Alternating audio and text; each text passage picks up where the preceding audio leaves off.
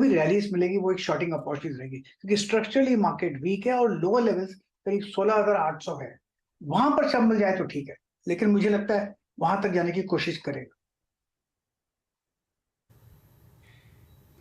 Okay, चलिए, तो ये राय रही इंडेक्स पर। अब स्टॉक्स पर आ जाते हैं। गावा साहब, स्टॉक्स निकाले हैं कुछ? मुझे HCL टेक अच्छा लगता है। यहाँ पर लगता है कि अब 1110 पे ट्रेड कर रहा है, पॉसिबल है कि 1130 देखने को मिल सकते हैं। स्टॉप होगा 1100। HCL टेक पर ध्यान देना चाहिए ऑन द लॉन्ग साइड। दूसरा स्टॉक जो पसंद है मुझे, आई थिंक मैं कहूंगा कोफोर्ज। कोफोर्ज का काफी गिरावट हुई है, आज थमा हुआ है और इंडिकेटर वाइज लगता है कि यहाँ से एक अपमूव मिलना चाहिए। ऐसा कुछ होता है तो 4000 का जोन भी देखेंगे। ट्रेड कर रहा है 3916 पर, तो 3900 का स्टॉप पे अगर चले कोफोर्ज पर तो मेरे ख्याल से शायद एक अपमूव मिल सकता है कोफोर्ज। ओके, चलिए, तो कोफोर्ज और एचसीएल टेक। गावा साहब का भरोसा आईटी पर है। आज के सेशन में 1130 के टारगेट एचसीएल टेक में, कोफोर्ज में भी खरीदारी का ट्रेड ले सकते हैं। और इनफैक्ट आज सबसे ज्यादा बढ़ने वाला इंडेक्स भी आईटी है। 1.5% ऊपर निफ्टी आईटी इंडेक्स कर रहा है ट्रेड। कोफोर्ज में जो टारगेट्स हैं वो 4000 के हैं। 3900 का एक स्टॉप लॉस आपको रखना होगा।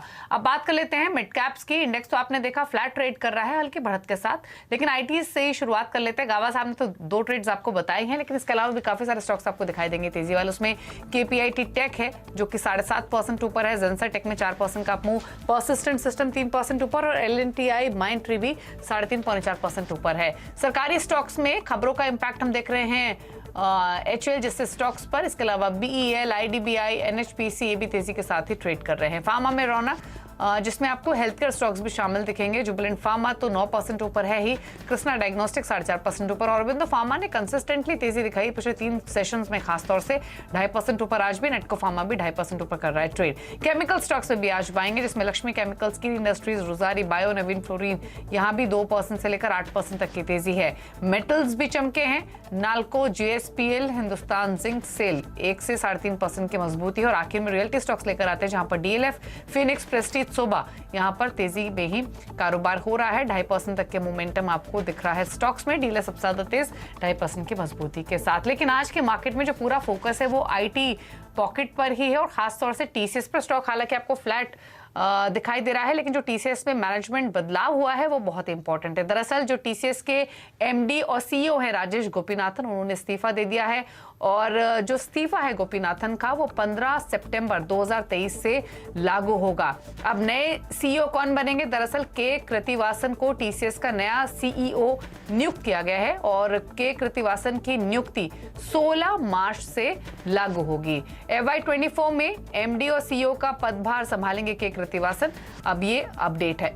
दरअसल 15 सितंबर 2023 तक राजेश गोपीनाथन कंपनी में रहेंगे। ये बताना जरूरी है, क्योंकि भले उन्होंने अपने पद से इस्तीफा दे दिया है, लेकिन अभी भी TCS में वो एटलीस्ट 15 सितंबर 2023 तक बने रहेंगे और के कृतिवासन को सपोर्ट करेंगे वो कामकाज में।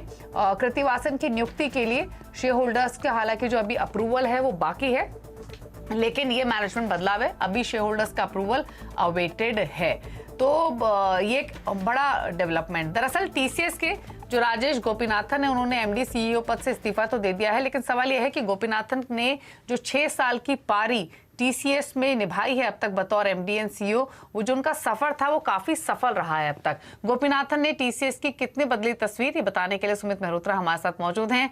बताइए सुमित, कैसा रहा TCS का परफॉर्मेंस इन 6 सालों में? तो राजेश गोपीनाथन साहब ने इस्तीफा दिया है और करीब 5 सालों से कंपनी के साथ बतौर MD एंड CEO कार्यरत थे, और TCS ने एक बड़ी लीडरशिप रोल हासिल की, एक बड़ी ग्रोथ दिखाई है। कुछ आंकड़े आपकी स्क्रीन पर आते हुए दिखाई पड़ेंगे, किस तरह से ग्रोथ देखने को मिली। गोपीनाथन साहब की लीडरशिप में TCS की आय के अंदर 9.5% की दर से बढ़त देखने को मिली, मुनाफे में 8.5% की दर से बढ़त, और मार्केट